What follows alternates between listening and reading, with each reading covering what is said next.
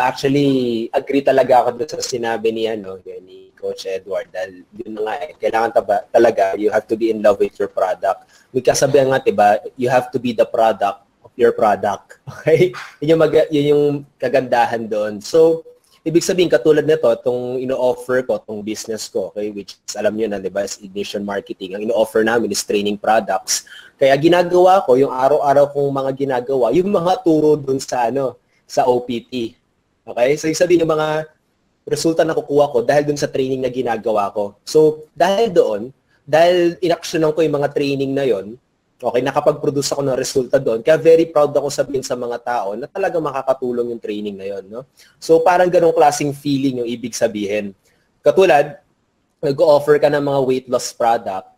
So, at least, di ba, ginagamit mo yung product mo, tapos siguro pumayat ka doon, di ba? So, yun talaga, magiging in love ka talaga, magiging proud ka talaga na ipakita yun sa mga tao. So, kapag nagkaroon ka ng ganong klaseng pakiramdam, ang saya i-promote, talaga magiging proud ka, yung ganong klaseng mga bagay, no? Parang, imagine mo rin, no? Parang ganito kasi, kapag may product ka, parang, ito lang yung tanging paraan para mailigtas mo yung prospect mo. No? Parang sabihin natin, may cancer yung prospect mo, ikaw yung nakakaalam ng gamot, no? Yun yung produkto mo. Diba? Kapag sabihin natin kasi may ibang mga tao, parang nahihiya silang ipakita, minsan may nakakausap pa ako na pa nagpo-post sila sa Facebook nila, sinasabi nila na parang ayaw nila i-post kasi ayaw daw makita ng mga kaibigan nila, ayaw na makita ng mga ganon, no? Pero, yun na nga, kung naniniwala siya talaga makakatulong yun sa mga tao, di ba? So, ipopost mo, katulad, yun na nga, may gamot ka sa cancer, no? Ikakahiya mo ba yun? Sabihin natin yung mga prospect mo, may sakit na cancer, no? Tapos ikaw yung may gamot, di ba? Ikakahiya mo ba yun? Siyempre, magiging proud ka pang ibigay yun, di ba? So, kapag sa tingin mo, yung mga prospect mo, or sabihin natin yung mga kaibigan mo, kakilala mo, na may problema sila sa finances nila, tapos alam mo yung opportunity mo, yun yung talaga magbibigay sa kanila ng gamot, no? Yun yung magbibigay sa kanila ng gamot para sa financial problem nila. So dapat magiging proud ka, 'di ba? Actually yun nga i-add ko rin, no, pagdating sa mga pagpo-promote. Minsan may nagsasabi din sa akin, Raymond, lagi ka nagpo-promote araw-araw. Hindi kaya maraming magalit sa iyo, yung parang gano'n, no?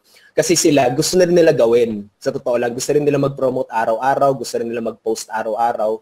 Pero parang nahihiya sila, okay? Kasi parang feeling nila baka i-considered as spam, no? Baka i-report sila as spam ng mga kaibigan nila, i-report sila ng spam ng mga kakilala nila, yung mga ganong klase mga bagay.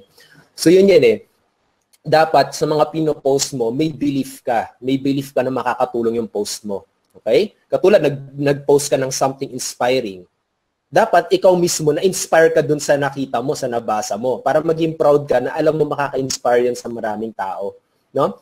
Masasabi mo lang na spam yan kung sa tingin mong ipopost mo ay talagang waste of time. Okay? Kapag ganun sa tingin mong hindi talaga makakatulong yan, yung ganong klaseng mga bagay. Pero kung living proof ka naman na talaga natulungan ka ng produktong yon, di ba? So why not, di ba? Why not ipakita mo sa ibang tao? Why not na i-show mo yun? Why not na maging very proud ka pagdating sa ganon? Kasi sa totoo lang ito talaga yung isa sa pinaka-breakthrough ko talaga, yung maging ma-in love sa product. Okay, ito personal story ko lang naman. Dati kasi palipat-lipat din ako ng opportunity, no? So sino dito yung ganun?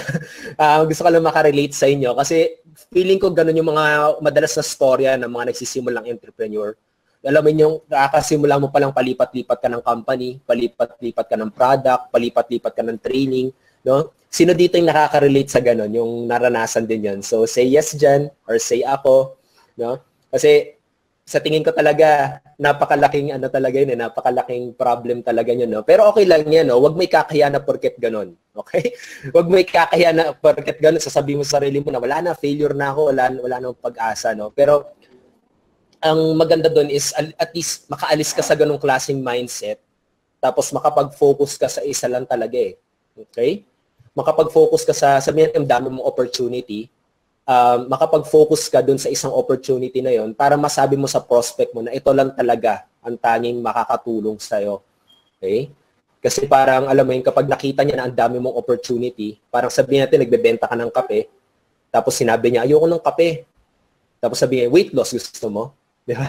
Ayoko ng weight loss. Ganun. Parang ang dami mong sinasabi, ang dami mong binibigay, no? Dapat maramdaman niya na yung isang product lang or isang opportunity lang talaga yung maipapakita mo. Kaya ako, ang dami na nag-o-offer sa akin, no, ng mga ganun, ng mga product na ganun. Pero sinasabi ko talaga, focus lang talaga ako dito sa business ko. At nakakatuwa, no, dahil doon sa mindset na yun, nag-focus ako doon ko kinita talaga, no, yung 6 figures ko, doon ko nagawa maging top earner dito sa business na to. Doon nag-focus lang talaga ako sa isa. Tapos nag-build ako doon. No? So kapag ikaw, baka wala ka pang resulta, baka hindi ka pa nagiging top earner, baka yun yung isang breakthrough idea na pwedeng mangyari sa'yo. No? Kasi yun nangyari sa akin. At baka yun yung pwedeng magpabago sa buhay mo, magpabago din sa business life mo. No? Focus on only one, okay? Tapos mag-build ka doon. Tapos kapag nagawa mo na siya, alam mo yung generating na talaga ng income, naging top earner ka na doon, kumita ka na ng millions, doon ka na siguro pwedeng lumipat sa iba. No? Kailangan at least makuha mo yung skills, maramdaman mo yung ma-in love ka talaga, no? Basta yung ganun eh. Okay, maging focus ka doon. At saka kapag hindi mo pa nagagawang palakihin tong isang ginagawa mo, okay? Huwag ka muna lumipat doon, di ba?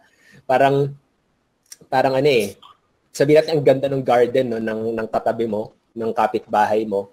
Eh, yung garden mo, pangit pa. So, parang kumukuha ka ng mga kung ano-ano dun sa kabila.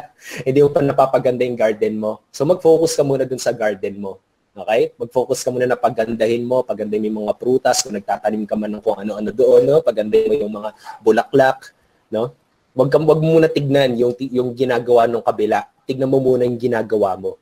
Okay? So, paano mo magagawa yun? Focus on being in love with the product. Focus on being in love with the community. Okay? Sa totoo lang proud lang talaga ako na ma-inlove dito sa community na to, to the point talaga na everyday nandito ako. Okay? So, ganun yung ibig kong sabihin, no? Maging active member ka, talagang, alam mo yun, ipakita mo sa mga followers mo, ipakita mo sa mga downlines mo, ipakita mo sa community mo, na lagi ka na doon, na in love ka sa community. Okay? At may kita rin yun ng mga prospects mo. Okay? So, yun, marami pala nagsabi dito, si Friend, ako, si Kenzo. Ayun, sabi ni Asay, no? Kailangan daw ma-in love. Tama eh, kailangan talaga ma-in love ka talaga eh. No?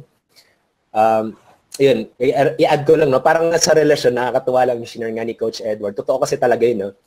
Magagawa mong maging successful ang relationship mo kapag nag-focus ka lang sa isa. Kapag na-in love ka sa isa. Okay? Ang hirap kapag di mo, alam mo, imagine mo yun, no? Paano mo magagawang successful ang isa kapag dalawang asawa mo? Parang ang hirap parang ang weird, no? So, kailangan talaga ma-in love ka sa isa, okay? Para magawa mo maging successful yung relationship mo.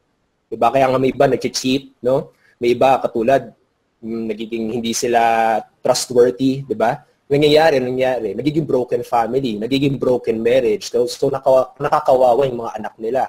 Ganun, no? So, in order for you to be successful in a relationship, kailangan ma-in love ka talaga sa isa hanggang sa pagtanda nyo, doon ka lang talaga ma-in love, no? Kung seryoso ka na maging successful yung relationship nyo. Same in business. Kung seryoso ka na maging successful yung business mo, ma-in love ka talaga doon sa isa. Hanggang sa alam mo na yung ginagawa mo, hanggang sa talaga na-build mo na yung ganong klaseng bagay, no? So, yun yung gusto ko namang i-share. Kasi yun yung nagkakatulong sa akin talaga eh.